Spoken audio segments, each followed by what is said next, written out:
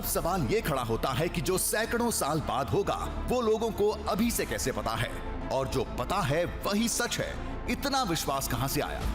इस भरोसे का नाम है भविष्यमालिका नाम का ये ग्रंथ।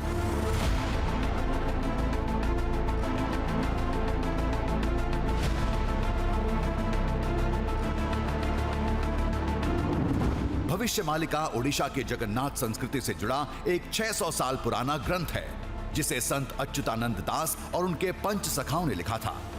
यह ग्रंथ कलयुग के अंत, सतयुग के आगाज के साथ कई भविष्यवाणियां करता है। छठिया बट धाम में कल्कि के आने और तलवार उठाने की भविष्यवाणी भी इसी में लिखी है।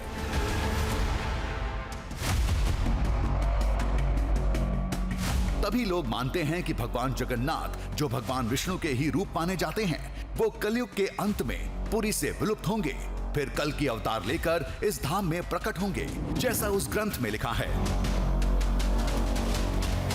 अवतार स्वयं जगन्नाथ है, वो अवतारी है।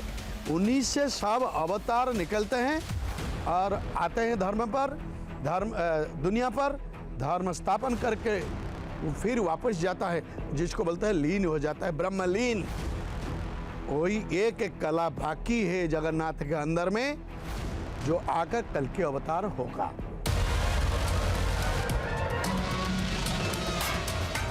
अब हमें कल्कि भगवान की उस प्रतिमा को देखना था, जिसके हाथ में वो दिव्य तलवार है, लेकिन हम उसे केवल देख सकते थे, दिखा नहीं सकते। गर्भगृह में कैमरा ले जाने पर सख्त मनाही थी।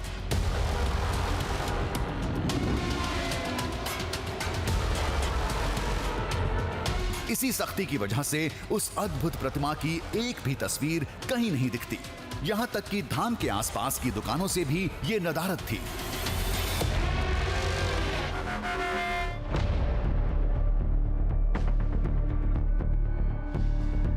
उस प्रतिमा को देखने के बाद हम बाहर निकले। अब आर्टिफिशियल इंटेलिजेंस की मदद से उसकी तस्वीर बनाकर आपको दिखाते हैं।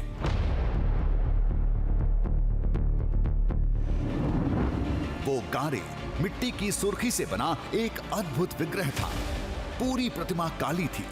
काला अश्व बैठा हुआ था, जिस पर कल्कि भगवान सवार थे। एक हाथ में तलवार और दूसरा हाथ खाली।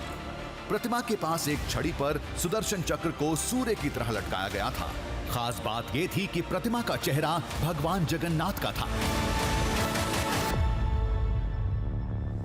अंदर जो मूर्ति है, जिसके बारे में लोग बताते हैं कि वो उसी तरीके से नजर आती है जिस तरीके का वर्णन कल्कि अवतार को लेकर किया गया है। वो घोड़े पर सवार भी हैं, उनके हाथों में तलवार भी है और उनके साथ सुदर्शन चक्र भी नजर आता है।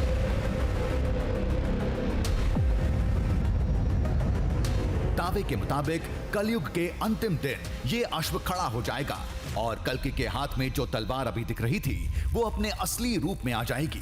विष्णु पुराण और कल्कि पुराण के साथ कई ग्रंथों में इसका जिक्र है।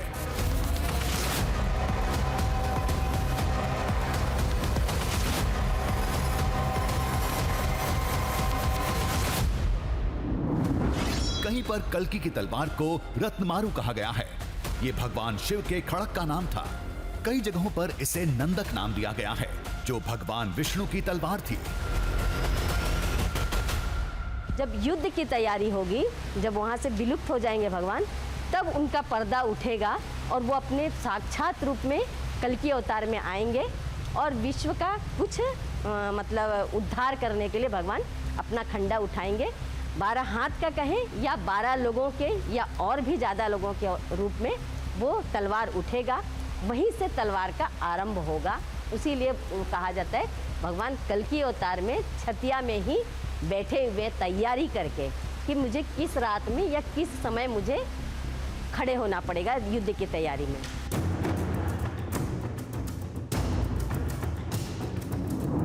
प्रतिमा तो नहीं दिखा सकते, लेकिन छत से भगवान कल्कि के उस मंदिर को जरूर दिखा सकते हैं।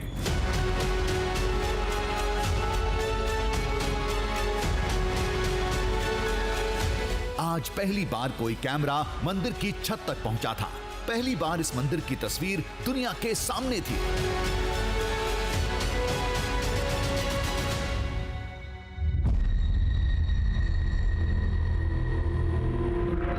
कल की पुराण और भविष्य मालिका में भविष्य के देवता की जिस दुनिया का जिक्र है, दावे के मुताबिक सैकड़ों साल बाद वो दिव्य संसार इसी आंगन में जीवंत होगा।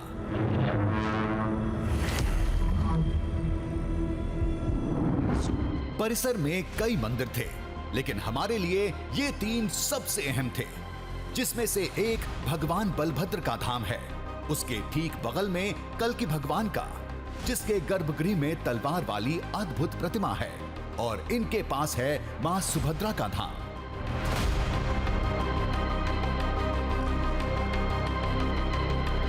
अब जिस मंदिर में हम मौजूद हैं वहाँ भगवान विष्णु के कल की अवतार को लेकर कई मान्यताएं हैं, कई आस्थाएं देखने को मिलती हैं। और यहाँ पर भगवान विष्णु का कल की अवतार ही मौजूद है। यहाँ आप जब नज़र डालेंगे तो 3 प्रमुख मंदिर आपको नज़र आ रहे हैं। सबसे बड़ा मंदिर जो आप देख रहे हैं ये वो मंदिर है जहाँ भगवान बलभद्र का कल की अवतार मौजूद है, और उसके बाजू में भगवान जगन्नाथ का एक मंदिर है जो कल की अवतार में यहाँ पर नज़र आ रहे हैं, और उनके ठीक बाजू में जो छोटा सा मंदिर नज़र आ रहा है ये माँ सुभद्रा का है। उनका भी कल की अवतार यहाँ पर देखने को मिल रहा है। यानी जब बात की जाती है कलयुग के अंत की, तब कलयुग के अंत में इन तीनों देवी देवताओं का कल की अवतार देखने को मिलेगा, और वो जगह यही होगी, यानी जिस जगह पर मैं खड़ा हूँ जिसे लोग आज कहते हैं छतिया बट। कल्कि अवतार आसी नाहांती, ए जुगटा कल्कि अवतार हो जाइछि।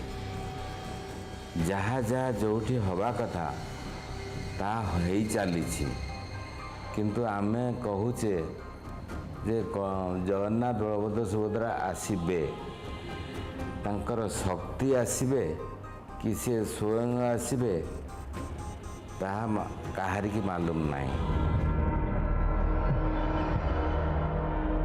अब सवाल ये खड़ा होता है कि अगर तलवार यहाँ रखी है तो उसे लेने भगवान कल की यहाँ कब आएंगे, यानी कलयुग का अंत कब होगा। इस बारे में किसी पुराण में कुछ नहीं लिखा, बस कुछ संकेत भविष्य मालिका में दिए गए हैं।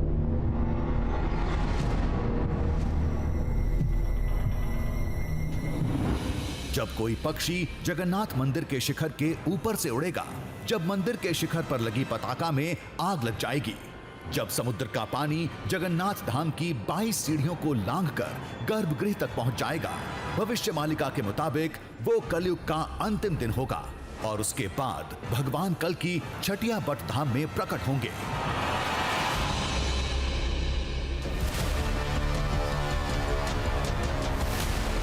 तो इसमें से कहा जाता है कि मतलब जाना जा रहा है कि 2 हो गया है।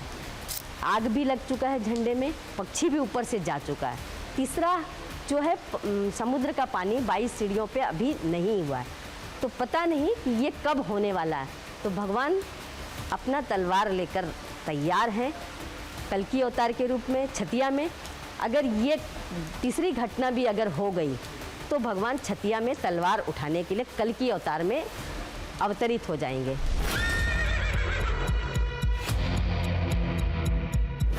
पुराणों के मुताबिक कल्कि के प्रकट होने और कली राक्षस के वध के बीच एक और घटना होगी, जब भगवान परशुराम कल्कि को युद्ध विद्या सिखाएंगे, शास्त्रों का ज्ञान देंगे।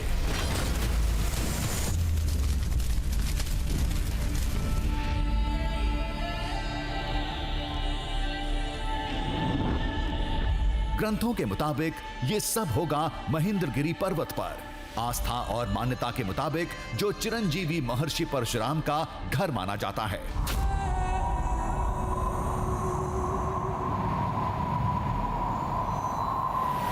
ये धरती पे जो भी मतलब जैसे जैसे अत्याचार अन्याय बढ़ता जाता है, तब तब भगवान एक रूप में आते हैं। अभी इस समय वो कल की अवतार में आने वाले हैं। कल की अवतार जब आते हैं तब उनका शिक्षा, जैसा आप महाभारत में या रामायण में ऐसा में बहुत जगह आप देखे होंगे, हर ज्ञानी को शिक्षित चाहिए, एक गुरु की आवश्यकता रहती है। वैसे ही कल्कि का भी जो अवतार लेंगे भगवान जगन्नाथ, उस समय उनको शिक्षा प्राप्त करने के लिए इस जगह अपना महेंद्रगिरी पर्वत पर भगवान परशुराम जी के द्वारा वो शिक्षा प्रदान माने शिक्षा ग्रहण करेंगे।